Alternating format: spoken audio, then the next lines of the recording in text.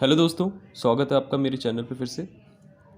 आज हम लोग क्लास 10th चैप्टर 10 सर्कल्स का 11th क्वेश्चन करेंगे। एक 12th क्वेश्चन की वीडियो पहले से आ चुकी है, ये 11th क्वेश्चन आज मैं करने जा रहा हूँ।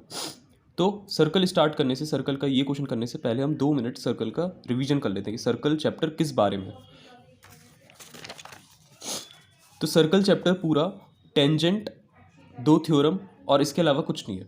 टेंजेंट क्या होता है? टेंजेंट वो एक लाइन होती है जो सर्कल से सिर्फ एक पॉइंट ऑफ कांटेक्ट से जुड़ी होती है। टेंजेंट वो एक लाइन होती है जो पूरे सर्कल में सिर्फ एक ही पॉइंट से जुड़ी होती है। और इसके रिलेटेड दो थ्योरम होती है, टेंजेंट से रिलेटेड दो थ्योरम होती है। ठीक है, कौन कौन सी होती है? सबसे पहली थ्योरम क्या है? The tangent of the circle is perpendicular to the radius through the point of the contact. मतलब क्या हुआ, जो टेंजेंट होता है सर्कल पर वो रेडियस से क्या होता है, परपेंडिकुलर होता है। परपेंडिकुलर का मतलब क्या होता है, 90 डिग्री होना। तो ये जो टेंजेंट बनी है, ये टेंजेंट तभी कहलाएगी जब इसका और रेडियस के बीच में कितना डिग्री बन रहा हो, 90 डिग्री बन रहा हो। अब मान लीजिए अगर मैंने टेंजेंट इस पॉइंट से ऐसा बना दिया, इस साइड के लिए बना दिया, ठीक है, ऐसे बना दिया, तो क्या ये एंगल बन पाएगा? फिर यहाँ पर 90 डिग्री का एंगल बन पाएगा क्या? नहीं बन पाएगा। ठीक है, इसलिए टेंजेंट सिर्फ इसी तरीके से बन सकती है। अगले पॉइंट के लिए टेंजेंट ऐसी बनेगी, ऐसी बनेगी। ठीक है, तो फर्स्ट पॉइंट क्या बोलता है कि टेंजेंट और रेडियस के बीच में कितने का डिग्री का, 90 डिग्री का एंगल हमेशा होता है। सेकंड थ्योरम क्या बोलती है? सेकंड थ्योरम बोलती है the length of the two tangent, दो टेंजेंट की जो लंबाई है फ्रॉम एन एक्सटर्नल पॉइंट से to a circle are always equal. External point से सर्कल के एक्सटर्नल पॉइंट मतलब क्या होता है, तीन तीन जगहें होती हैं सर्कल में। एक होता है इंटरनल, एक्सटर्नल और वो खुद सर्कल। तो एक्सटर्नल मतलब क्या हो गया, सर्कल के बाहर जितने भी पॉइंट्स हैं वो क्या होते हैं, एक्सटर्नल होते हैं। तो इस सर्कल के बाहर कौन सा पॉइंट है? पी है।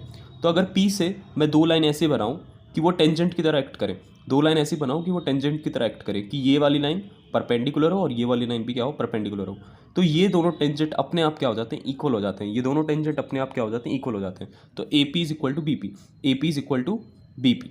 ठीक है, और O is perpendicular to A B. बस इससे ज़्यादा कुछ नहीं चैप्टर के बारे में जानना है। अब क्वेश्चन पे आते हैं हम। ठीक है, हमारा 11th क्वेश्चन क्या बोलता है? प्रूव दैट द पैरेललोग्राम, ठीक है, पैरेललोग्राम क्या होते हैं, जिनमें अपोजिट साइड्स क्या होती हैं, इक्वल होती हैं और पैरेलल होती हैं। मतलब D C is equal to A B, A D is equal to C B. ठीक है, सर्कमस्क्राइबिंग अ सर्कल, सर्कमस्क्राइबिंग मतलब क्या हो जाता है, पूरे तरफ से घेरे हुए सर्कल को, पूरे तरफ से घेरे हुए। ठीक है, चारों तरफ से सर्कल को घेरे हुए। Circumscribing a circle is a rhombus, ये रोम्बस है। रोम्बस और पैरेललोग्राम की प्रॉपर्टी अगर आपको पता है तो बहुत आसानी से हो जाएगा। पैरेललोग्राम की प्रॉपर्टी क्या होती है? तो अगर मैं लिख दूं, गिवन मैं अगर लिखूं कि A B C D is a parallelogram, तो मैं अपने आप बोल रहा हूं कि ए बी जो है ना वो किसके इक्वल है, सी डी के, और ए बी जो है ना वो पैरेलल है सी डी के। ये वे अपने आप हो जाती है बात। ठीक है, लिखने की ज़रूरत नहीं है। पैरेललोग्राम अगर आपने बोल दिया कि this is equal to this, this is parallel to this, और ए डी किसके इक्वल हो जाती है ए डी इक्वल हो जाती है बी सी के, और ए डी ही पैरेलल हो जाता है बी सी के। ठीक है, इसके बाद टू प्रूव करना है कि ए बी सी डी क्या है हमारा, A B C D is a rhombus. तो रोम्बस में ना बहुत सारे शेप आ जाते हैं। रोम्बस में स्क्वायर भी आ जाता है, रेक्टेंगल भी आ जाता है, पैरेललोग्राम खुद, हाँ पैरेललोग्राम और रोम्बस। ठीक है, सॉरी, पैरेललोग्राम में 4 शेप आ जाते हैं, स्क्वायर, रेक्टेंगल, रोम्बस और खुद। ठीक है, पैरेललोग्राम। तो हमें प्रूफ करना है कि पैरेललोग्राम क्या है, रोम्बस है।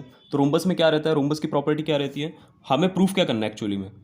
अगर हमें किसी भी शेप को रोम्बस प्रूफ करना है तो एक्चुअल में हमें क्या चीज़ प्रूफ करनी है कि A B is equal to B C is equal to D C is equal to C D is equal to A D.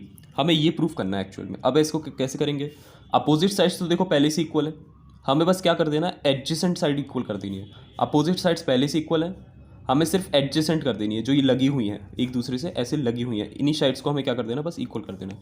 तो कैसे करेंगे? 2 मिनट का सॉल्यूशन है, देख लीजिए। प्रूफ,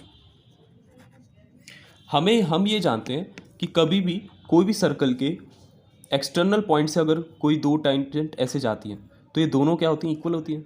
तो अगर हम बात करें यहाँ पर तो ए बी सी डी ये सारे पॉइंट के जो हैं, चारों पॉइंट, ये क्या है, सर्कल से बाहर हैं, ना सर्कल पर हैं ना सर्कल के अंदर हैं, सर्कल के बाहर ही हैं एकदम। तो मैं ये बोल सकता हूँ कि A B C D are the external point. तो अगर एक्सटर्नल पॉइंट पे हैं तो हमारी कौन सी थ्योरम इस पे लग गई, सेकंड थ्योरम लग गई। तो सेकंड थ्योरम क्या बोलती है?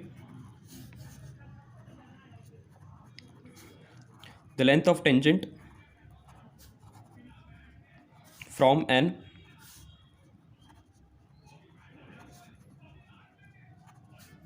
Point is always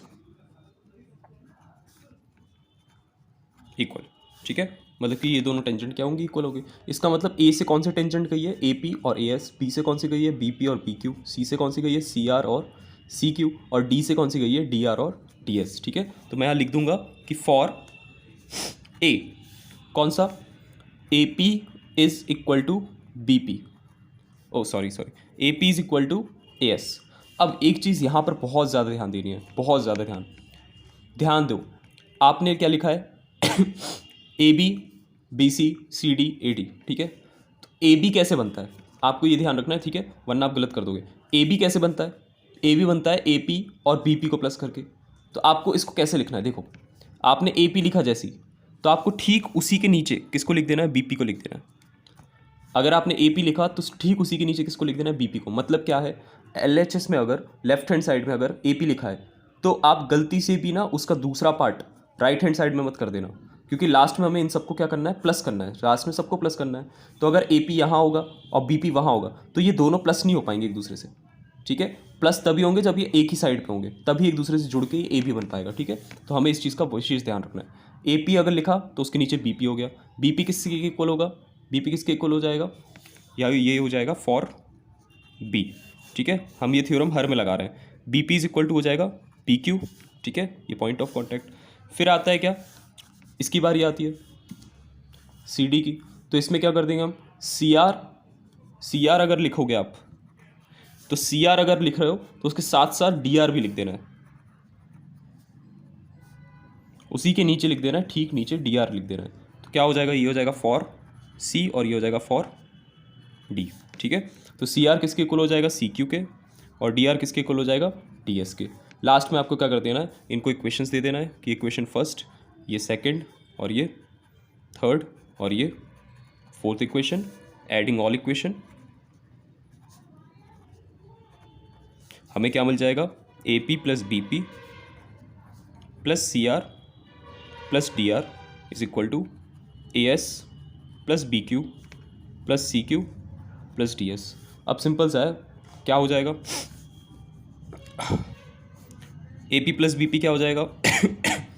a P plus B P हमारा हो जाएगा A B. C R plus D R कितना हो जाएगा हमारा? C R plus D R हमारा हो जाएगा सी आर सी डी, और ये हमारा हो जाएगा A S plus D S हो जाएगा हमारा ए डी, और B Q plus C Q क्या हो जाएगा? B C. ठीक है, ये हमारा हो गया। अब हमने गिवन में लिखा था कि ए सी किसके इक्वल है? ए सी सी डी के इक्वल है। तो क्या मैं ए सी को दो बार लिख सकता हूँ? बिल्कुल लिख सकता हूँ। अगर मैंने ए बी को लिख दिया कि ए बी लिख दिया मैंने, और ए डी किसके इक्वल है? ए डी हमारा बी सी के इक्वल है, तो इसको भी मैं ए डी लिख दूंगा। तो ये क्या हो जाएगा? टू ए बी और ये टू ए डी। ठीक है, टू से टू कैंसिल हो जाएंगे, a B is equal to A d आ गया।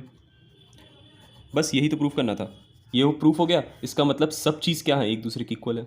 ए बी अगर ए डी के इक्वल है, और ए डी किसके इक्वल है? ए डी हमारा बी सी के इक्वल है, और फाइनली ये सी डी के इक्वल हो गया। तो सब कुछ जब इक्वल हो जाएगा हम लिख देंगे hence proved that A B C D is a rhombus. I hope आपको एक्सप्लेनेशन ठीक लगा होगा। बाकी वीडियोस भी चेकआउट करिए, ठीक है, और पढ़ते रहिए। धन्यवाद।